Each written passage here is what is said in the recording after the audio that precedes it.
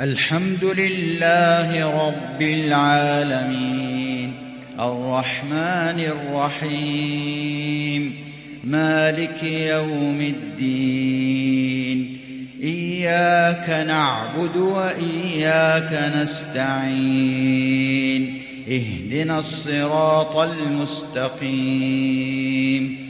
صراط الذين أنعمت عليهم غير المغضوب عليهم ولا الضالين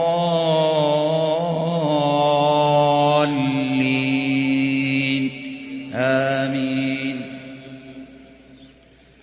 والنجم إذا هوى ما ضل صاحبكم وما غوى وما ينطق عن الهوى إن هو إلا وحي يوحى علمه شديد القوى ذو مرة فاستوى وهو بالأفق الأعلى ثم دنا فتدلى فكان قاب قوسين أو أدنى فأوحى إلى عبده ما أوحى ما كذب الفؤاد ما رأى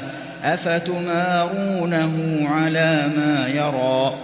ولقد رآه نزلة أخرى عند سدرة المنتهى عندها جنة المأوى إذ يغشى السدرة ما يغشى ما زاغ البصر وما طغى لقد رأى من آيات ربه الكبرى أفرأيتم اللات والعزى ومناة الثالثة الأخرى ألكم الذكر وله الأنثى تلك إذا قسمة ضيزى إن هي إلا أسماء سميتموها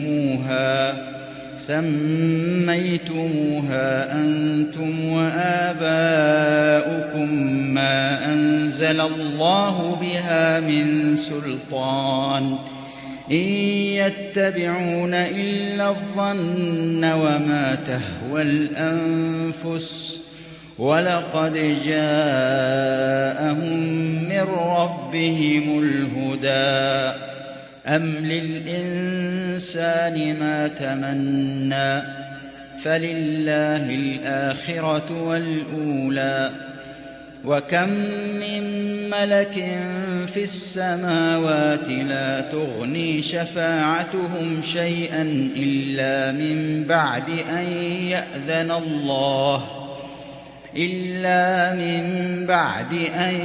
يأذن الله لمن